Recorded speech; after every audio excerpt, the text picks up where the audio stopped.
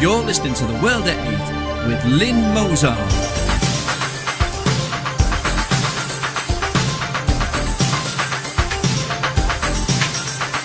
The World at 8, the number one in nationalist news.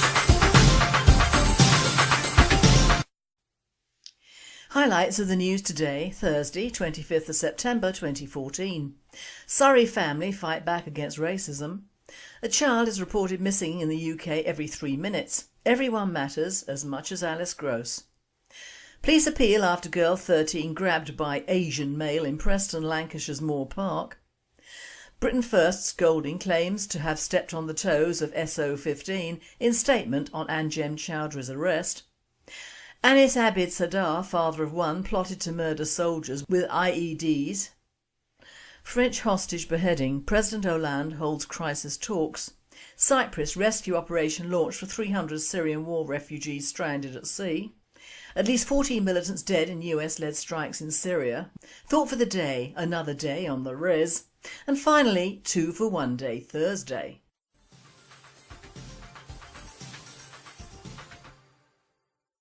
UK news. Surrey family fight back against racist migrant family. A family in Surrey have fought back successfully against an immigrant family of Algerians who moved next door to them last year. On hearing their terrible dilemma on emailing the South East Regional BNP office, advice was given to them which they took up and implemented with great success so far. The trouble started when abuse and harassment was meted out to the children of the Surrey family when they used their own garden and walked to and from their own house. Verbal abuse and threats were used against the parents without cause, and they were advised by the local police not to use their own garden this summer. On advice from the South East office, they were asked to install a CCTV camera, keep a written record and use their garden all the time. This has worked, and the Algerian, who has threatened to drive them out so that he could buy their house, has been obvious in his absence. So the World at 8 message is, do not put up and shut up. Fight back legally and with the help of friends and neighbours. Do not get physical or even take any notice of abuse. Write it down and pursue legal means of getting rid. Congratulations to the South East for their help to these people.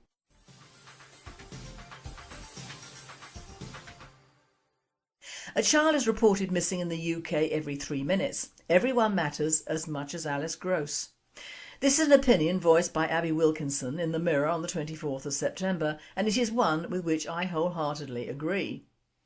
Abby says, it's time we started paying attention to the welfare of all children unaccounted for and at risk in our country, not just the handful of cases that happen to capture the public imagination.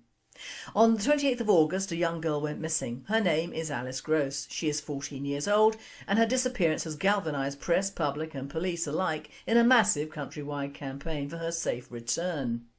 This is exactly how you'd hope things would be.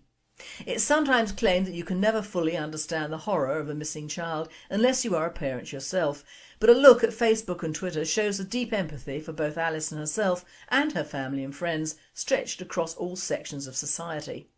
But Alice is not the only minor to have vanished in the UK in recent weeks. Angeline Van Boy, Chelsea Abraham, Shane Crought, Demi Collins, Monica Kanieva and Man Hong.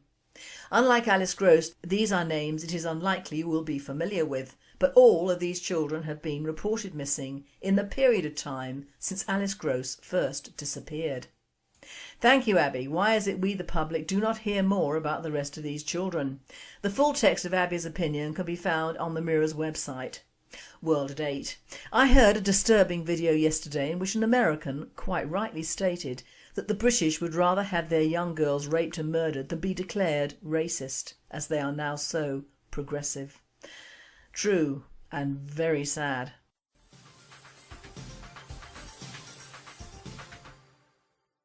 Police appeal after girl 13 grabbed by Asian male in Preston, Lancashire's Moor Park. Police are appealing for information after a 13-year-old schoolgirl was grabbed by a man in Preston Moors Park on Tuesday, September 16th. The incident took place at around 8:25 p.m. after the girl had become separated from her friends near the duck pond. She was approached by a man who took hold of her arm before she managed to break free and run off. DC Justin Singleton from Preston CID said the girl was upset and frightened but fortunately suffered no serious physical injury. We believe this was an isolated incident and would urge anyone who may have seen this man in the area or witnessed the incident to come forward. The male is described as a large built Asian male, early 30s, wearing a black jacket with a hood and a thick light blue stripe on the arms. Anyone with information can call police on 101. World at 8.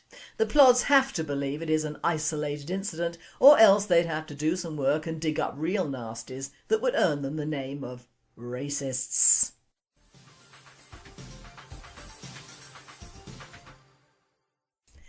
Britain First's Golding claims to have stepped on the toes of SO15 in statement on Anjem Choudhury's arrest.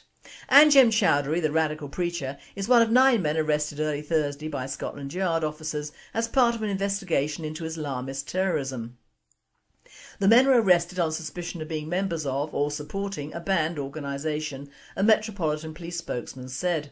Al-Maharajun is understood to be the banned organisation in question, according to sources. Mr Choudhury, a lawyer, has established a reputation for being careful to stay on the right side of the law when he makes controversial comments about race relations and religion. The exact nature of the inquiry was not disclosed by Scotland Yard. World at 8. Paul Golding of Britain First was quick to claim a significant development in a campaign that has seen him speaking several times to the police about their actions. He is lucky not to be charged with obstruction or interfering with an investigation, as he readily admits to have stepped on the toes of SO15 and hopes Britain's First actions have saved some lives down the road. I just hope he has not screwed up the investigation so that the bastards get to walk. What is there say about the road to hell paved with good intentions?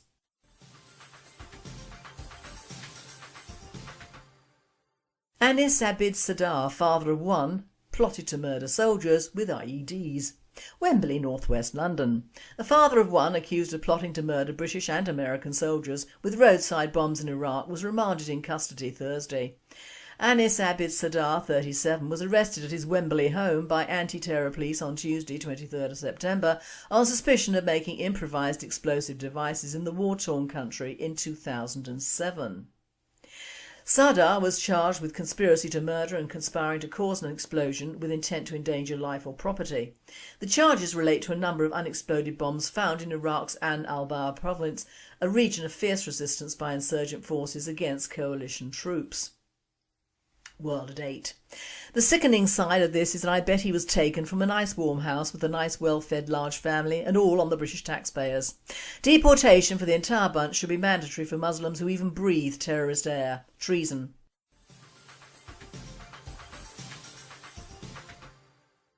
European news. French hostage beheading, President Hollande holds crisis talks. France's Defence Council is to hold a crisis meeting after the beheading of tourist Hervé Gourdel by Algerian militants linked to Islamic State. The meeting was called by President François Hollande, who condemned the killing as cruel and cowardly. Jund al-Khalifa group killed Mr Gourdel after giving France an ultimatum to halt its air attacks on IS in Iraq. Defence Minister Jean-Yves Le Drian said on Thursday France would consider targeting IS in Syria as well as Iraq. Islamic State has seized large areas of Syria and Iraq in recent months. Ahead of Thursday's crisis meeting, French Foreign Minister Laurent Fabius said everything will be looked after again, including what we want to do in Iraq and what will happen in Syria. French warplanes have been taking part in US-led airstrikes against IS in Iraq since last Friday, and on Thursday carried out new raids. However, it has so far refrained from joining the US and several Arab states in attacking targets in Syria. Mr Le Drian told French radio that it was a question that is on the table, but he added, "The opportunity is not there today. We already have an important task in Iraq." On Wednesday, President Hollande said despite the killing of Mr Gourdel, 55, French strikes in Iraq would continue. World at 8. Always hurts when evil comes home to roost, doesn't it?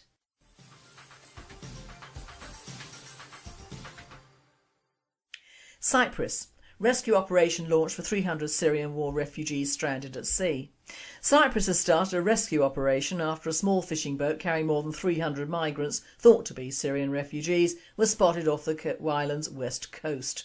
A Cypriot Defence Ministry spokeswoman, Alina Fizentou, said the boat, loaded mostly with hundreds of women and children, was seen 55 nautical miles, 100 kilometres, south of the resort town of Paphos. She added that the boat, which sent an SOS signal as it was caught in rough seas, is believed to have embarked from Syria. Helicopters are at the scene and a search and rescue operation was underway with coastguards, a cruise boat and a tanker on site, according to Fazento. Thousands of migrants fleeing conflicts in the Middle East have set sail to the Mediterranean in unsafe boats looking for refuge in Europe. In the latest tragedy, 500 migrants were deliberately drowned by smugglers off the coast of Malta. World at 8. Many of those fleeing are terrorist families who know they're on the losing side. Leave them to turn the boat round to North Africa. What happened to the next Islamic country over the border business? No money in it, that's what.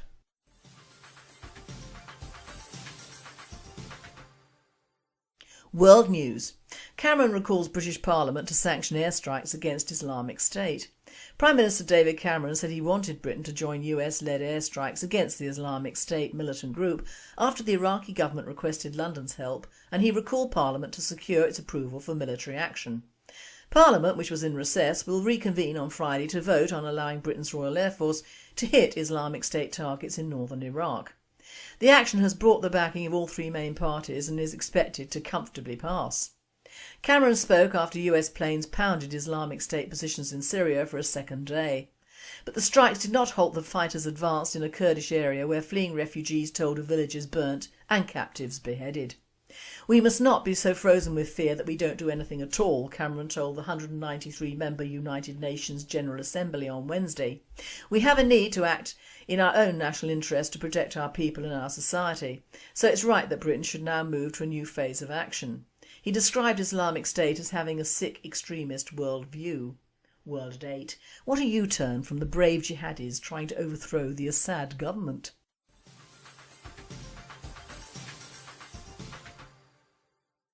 At least 14 militants dead in US-led strikes in Syria. At least 14 Islamic State fighters were killed in airstrikes by US-led forces overnight in northeast Syria, a group monitoring the war said on Thursday. The strikes also killed at least 5 civilians, said Ramu Abdul Rahman, who runs the British-based Syrian Observatory for Human Rights. A third night of US-led airstrikes late on Wednesday targeted Islamic State-controlled oil refineries in eastern Syria as the United States and its allies tried to stem a major source of revenue for the al-Qaeda offshoot, US officials said. The strikes hit facilities around al-Mayadin, al-Hasakah and Abu Kamal, the US military reported. The initial days of US strikes suggest another aim is to hamper Islamic State's ability to operate across the Syria-Iraq frontier. World at 8. Let's hope they were all the British-born ones. Yippee!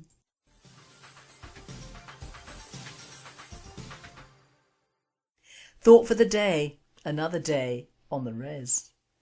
Well, we are reading again from the tribal deerskin of the Nashonas out of the clan of the Fakawi nations. We have read from the time of the encroachment of the Wendigo and the sheer evil of its applications.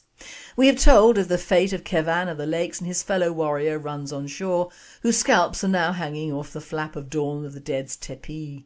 We have also told of the old chief Le Griff and his fate of being left in the wilderness and cold to die, also the fate of his family being banned from the Nashona's tribal council and being cast out with their father. We have told of the night of the long spears and the coming of the Wendigo, who were ruthless in their taking over of the tribal council tepi and many of its occupants. There followed many moons of torture and banishment, all against former tribal members who had supported Le Griff and supported the tribal council for many moons and in many wars, even before the reservation. And it came to pass from within those warriors a new method of communicating with their fellows, unseen by those who would destroy them and the tribe. It was called the WWW, which stands for Wins Against the Wicked Wendigo, and could be brought about by starting a small fire and flapping a rug over it, making words out of the smoke. If one got onto a high enough hill, the Wendigo and its followers on the lower grasses of the res couldn't see what a warrior wanted to tell another one, either at the other side of the res or off the res entirely. It was a wondrous thing to behold, and of course, unlike the inscribed words on tablets of clay or mud, once told in the wind of the great god Gitchi Manitou, it was blown away on his breath, unlike the tablets which stayed on to testify against a warrior who might fight the Wendigo and lead to his ultimate fate. And it came to pass that the very air and wind above the res became thick with smoke and the thoughts of the oppressed tribe people and their warriors. There were great cries going out on the strong waves of wind that passed overhead and onto the great plains. The unhappy warriors found a name under which each of their fires could operate at once and in unison, and it was called He Who Runs with Faces, and it was mightily popular with the unhappy Nashona people who had nowhere else to turn. Of course it was infiltrated from time to time with Wendigo followers, but then they were handled in the great Nashona tradition, that of taking out of the tongues and the cutting off of hands, so they couldn't intrude on the proper right of winds against the wicked Wendigo any more, and thus it came to pass. The great Gitche Manitou in all his goodness smiled on the WWW and the unhappy tribes people of the Nashonas and blew the winds of certain fires over the tippees of the Wendigos, who I shall name yet again for the writers on the deerskins. They were dancing with sticks, or Ganga Mio Prick, dancing with strings, Dawn of the Dead, fiddling with IT, and Look at Me I'm Important Shaoli. On the sidelines and non-tribal members were Taking from the Urugitchi and He Who Plays with Numbers, one of whom was a close friend of Lagriffe during his sojourn with the Urugitchis. So as it came to pass that the winds blew certain fires across the tippees of the Wendigo, but they ignored the contents and were loud in their contempt for the senders on the wind. All the pleas for help and consideration of certain tribal council members passed by the Wendigo, who didn't stir from their large tippee of the ex-chief Lagriffe, and ignored the cries for help from all who sent them. The Wendigo was truly in power now, and Dancing with Sticks was well and truly beating the drum of Dancing with Strings, who, although rarely being seen in person, was always having smoke signals sent around the res stating how wonderful and true a leader he was. These puffs were dismissed by true members of the Nashonas as being just plain wind issuing from the fundament of the Wendigo at regular intervals, frantically puffed up by Look at Me I'm Important Shaoli, a great master of the useless puff of wind. So we have the great and true nation of Nashonas split and divided, tortured and banished, ignored and cheated even in death. Yes, even in death, the gold of various tribal members is forfeit to the Wendigo, namely the prime actor on the Wendigo stage, Dancing with Sticks, whose concubine, Dawn of the Dead, keeps prospective gold givers captive until they do the dance of death and the gold is offered up to the Wendigo Council. The weeping and wailing of the smoke signals has been ignored by the Wendigo, so what can the tribal council and warriors of the Nashonas do against such an evil diktat? How can they reform or replace the sheer evil of the Wendigo and its members? The only option left open to the Nashonas was still to do the wind and smoke of the WWW and back it up with inscriptions on deer hides displayed to the entire tribe of the Nashonas, of the clan of the Fakawi and the nation of Lagriffe. In that way all will know of the displeasure of the vast majority of Nashonas left in place in the tribal council, and those warriors who have not been caught, tortured or banished from the lands of the res for no good reason. How can the Nashona nation survive such a calumny? In an act of sheer cowardice and realising that Dancing with Strings had been forced by Dancing with Sticks to banish 3 important members of one of the smaller tribal councils as his first move towards bringing the Nashonas into a modern age, alias removing certain warriors from the tribal council ranks to be banished into the lands beyond the res as punishment. Due to the smoke signals and messages flying into their Wendigo tipi which had stifled their breath, they reinstated the Nawistas, as they were called, back in their place, but issued with that placement of a new smoke signal which lied in the face of Gitche Manitou and made him very angry. It was this anger that sealed the fate of the Wendigo in the months to come, and the writings on the deerskins being displayed and the wafting of the plumes of smoke being made waxed great upon the res, and the minds of the remaining Nashonas were open to the great deceit that had been practised upon them, and they became angry. But it was well known at that time that even if a wrong or untrue word went out on the smoke that wafted on the wind over the tribal lands, that however wicked those words were, they had been seen by the Nashonas in their entirety and noted, and once smoke gets in your eyes, it is there for eternity, and once the words are written on the wind, the deed has been done and the weapon of the forked tongue has worked. So the Wendigo had brought yet another weapon to the Nashona nations and used the weapon of the true warriors against them, and for the Wendigo, but all was not lost as the users of those weapons grew quiet and silent and became even more wicked in their silence. The Wendigo installed a new young warrior in their clan named Dav of the Wrongdoings, and Dav was operated by Dawn of the Dead, whom he admired mightily. He had control of the lower tribal council in the old chief's tipi and slid around like a snake, spreading ill wind and lies amongst the southernmost portion of the Nashona res, as these were the warriors who had stood up for Lagrif, and his smoke signals caused much unrest and heartache. However, the sub-chief of the Southeast, as they were called, brought to bear a smoke signal which disseminated Dav and his machinations, and Dawn of the Dead was mightily displeased. The Nashonas have written on the deerskin that they all continued with their fight against the Wendigo, and we will read what happens in the next instalment of the Nashonas' fight against evil in its purest form. Now please note the Nashonas is a patented tribe from the World at 8. If you hear any other Nashonas, it ain't the right ones.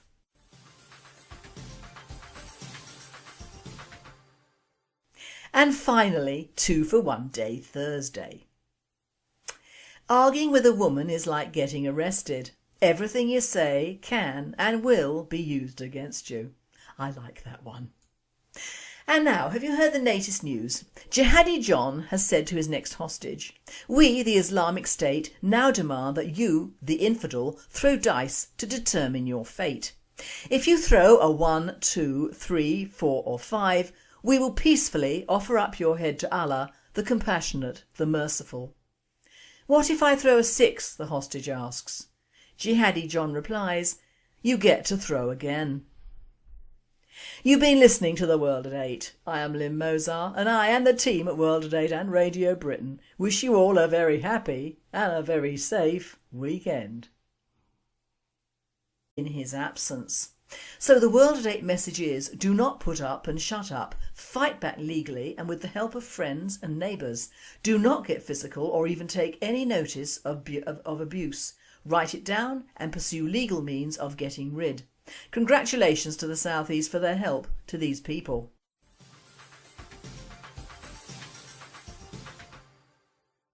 A child is reported missing in the UK every 3 minutes. Everyone matters as much as Alice Gross. This is an opinion voiced by Abby Wilkinson in the Mirror on at least 14 militants dead in US-led strikes in Syria. Thought for the day, another day on the Riz. And finally, 2 for 1 Day Thursday.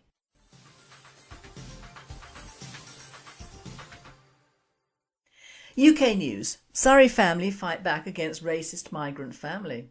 A family in Surrey have fought back successfully against an immigrant family of Algerians who moved next door to them last year. On hearing their terrible dilemma on emailing the South East Regional BNP office, advice was given to them which they took up and implemented with great...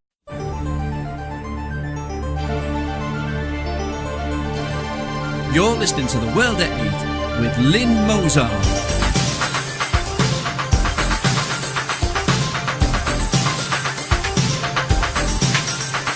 The World at 8, the number 1 in nationalist news. Highlights of the news today, Thursday, 25th of September 2014. Surrey family fight back against racism. A child is reported missing in its success so far. The trouble started when abuse and harassment was meted out to the children of the Surrey family when they used their own garden and walked to and from their own house. Verbal abuse and threats were used against the parents without cause, and they were advised by the local police not to use their own garden this summer. On advice from the South East office, they were asked to install a CCTV camera, keep a written record and use their garden all the time. This has worked, and the Algerian, who has threatened to drive them out so that he could buy their house, has been obvious in the UK every 3 minutes. Everyone matters as much as Alice Gross. Police appeal after girl 13 grabbed by Asian male in Preston, Lancashire's Moor Park. Britain First scolding claims to have stepped on the toes of SO15 in statement on Anjem Chowdhury's arrest. Anis Abid Sadar, father of 1, plotted to murder soldiers with IEDs. French hostage beheading. President Hollande holds crisis talks. Cyprus rescue operation launched for 300 Syrian war refugees stranded at sea.